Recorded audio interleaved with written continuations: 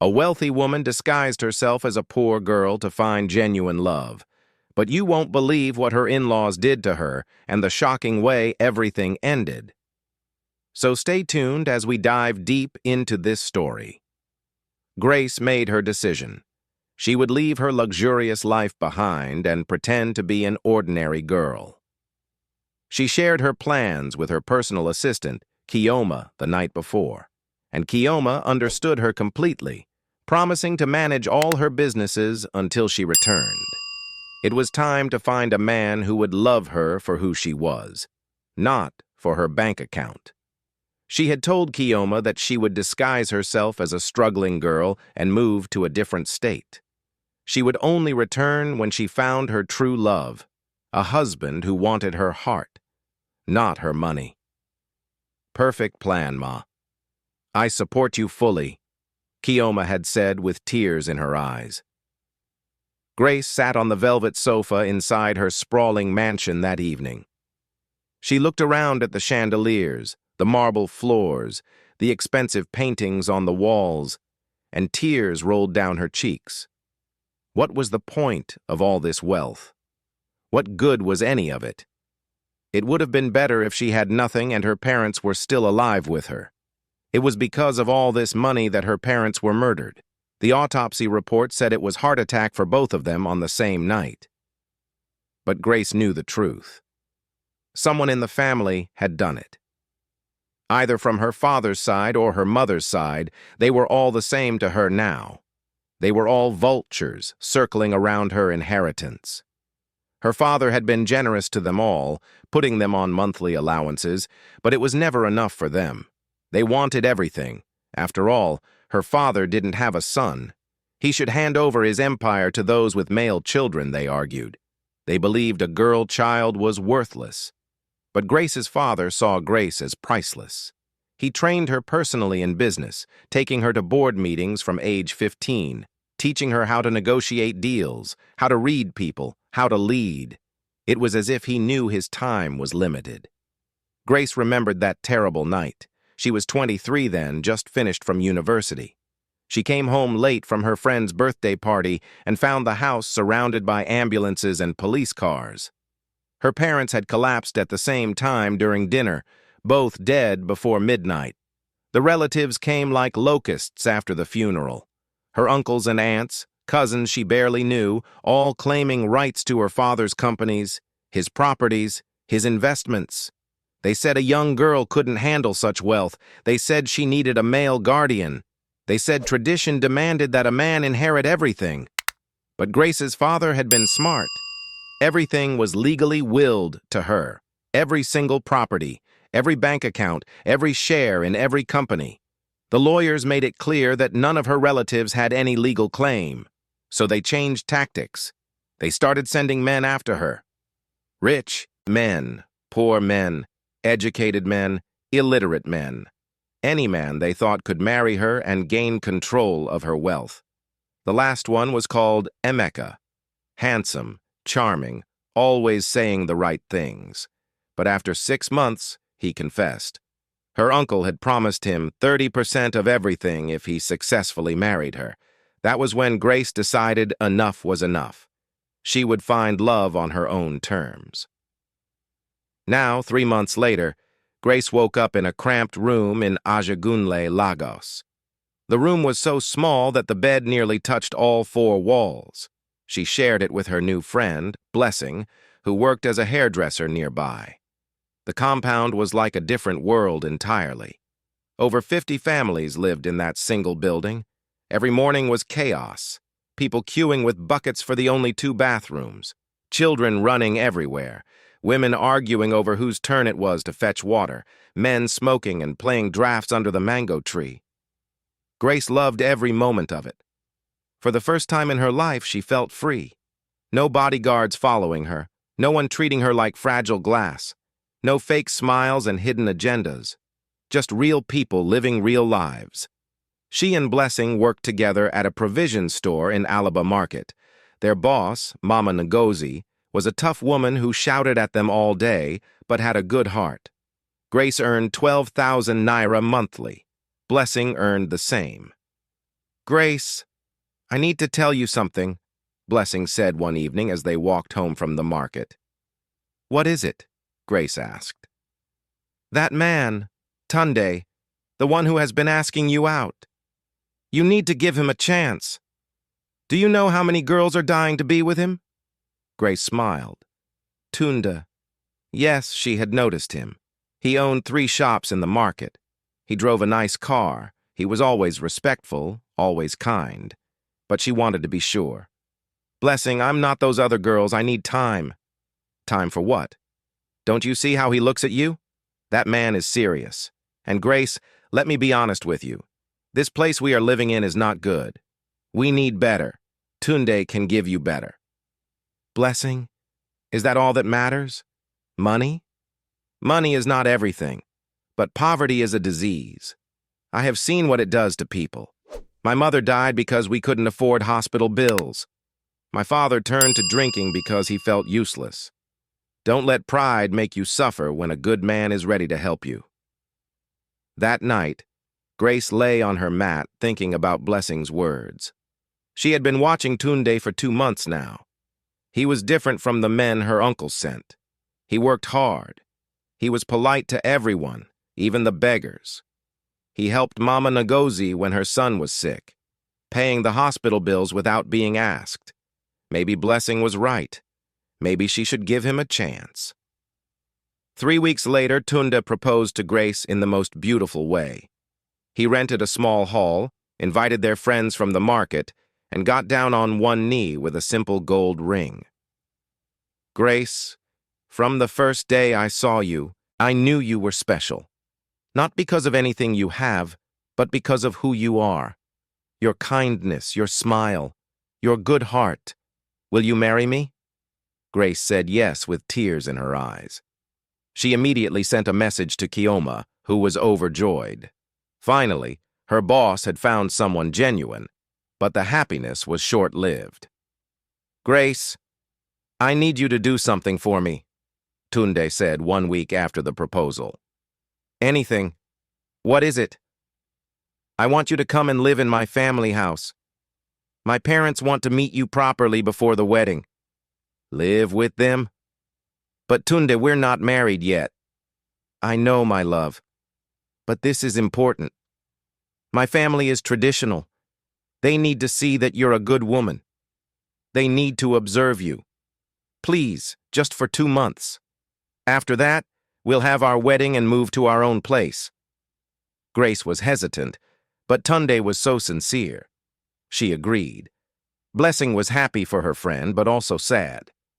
I will miss you, Grace. But this is good for you. Just be patient with his family. In-laws can be difficult, but they will learn to love you. The day Grace moved into Tunde's family house, she knew something was wrong. The house was massive, almost as big as her own mansion in Victoria Island. Tunde's mother stood at the entrance with a face like stone. So you are the girl? The woman said coldly. No smile, no welcome. Good afternoon, Ma. My name is Grace. I know your name. Tunde has told us about you. Come inside. Tunde's father was kinder. He shook her hand and told her she was welcome. But his wife's face remained cold. That evening, Tunde's mother called Grace to the kitchen.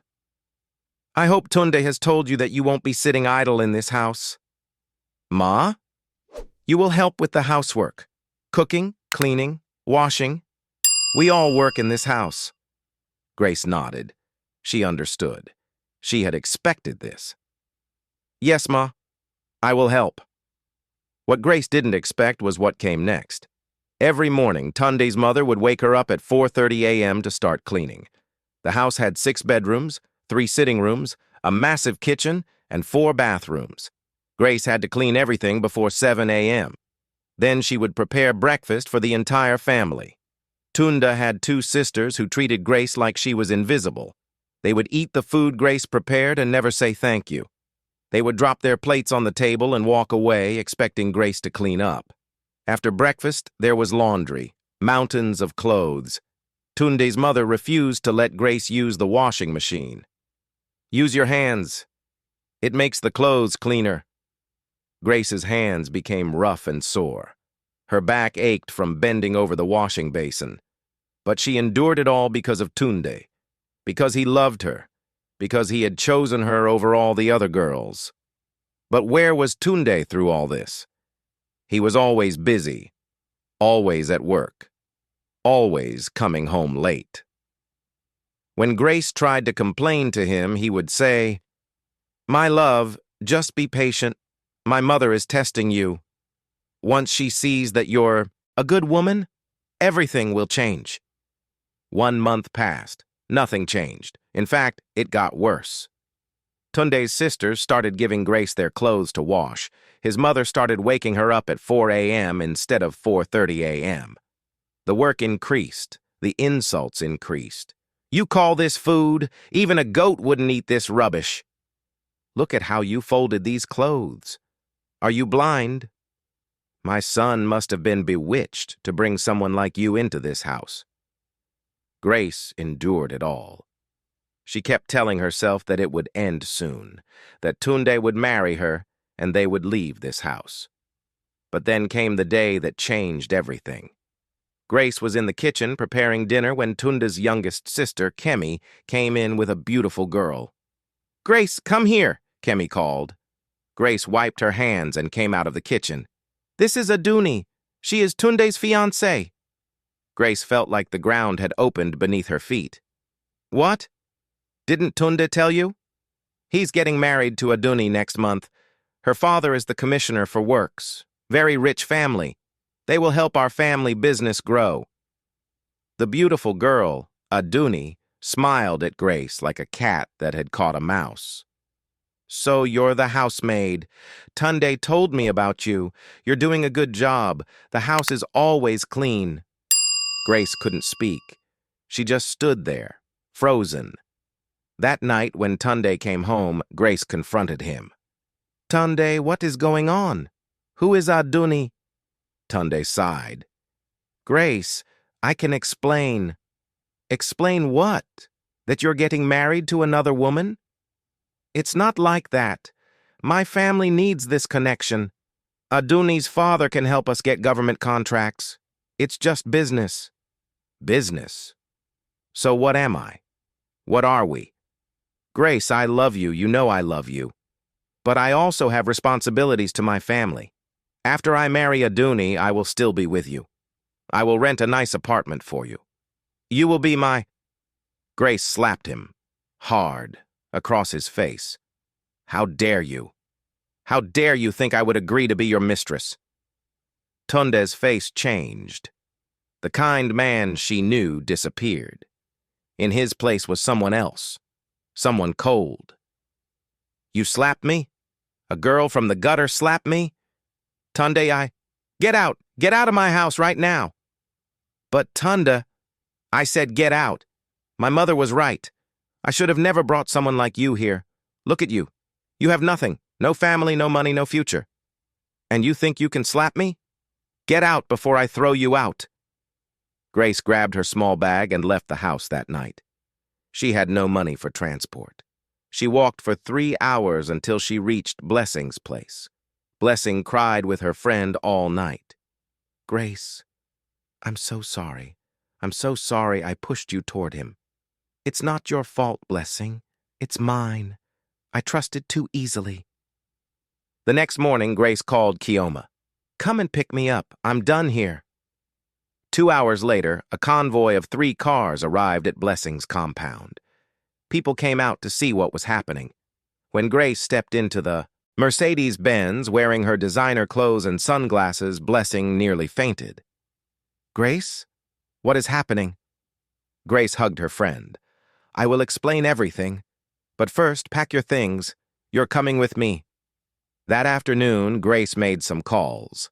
By evening, tax officials and health inspectors descended on Tunde's family business. They discovered unremitted taxes, expired products, and forged documents. Tunde and his father were arrested. Their shops were sealed, their bank accounts frozen. Tunde's mother came to Grace's mansion, falling on her knees, begging for mercy. Please, Ma, we didn't know who you were. Please forgive us. My son will go to prison. Please. Grace looked at the woman who had made her life miserable for 2 months. You didn't mistreat me because you didn't know who I was. You mistreated me because you thought I was beneath you. You thought I was worthless because I had no money. That is why you will learn your lesson. Please, Ma, I beg you in the name of God. I'm not sending your son to prison. The law is. He will pay for his tax evasion and fraud. That has nothing to do with me. After the woman left, Kioma brought Grace some tea. Ma, are you okay? I'm fine, Kioma. I found what I was looking for. But Ma, Tunde was fake. Yes, but I also found blessing. I found a true friend. Someone who cared for me when she thought I had nothing. That's worth more than any romance. Grace enrolled Blessing in university and gave her a job managing one of her hotels.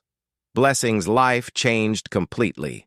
As for Tunde, he spent 2 years in prison. When he came out, he heard that Aduni had married someone else while he was locked up. His family's business never recovered. Grace eventually found love again.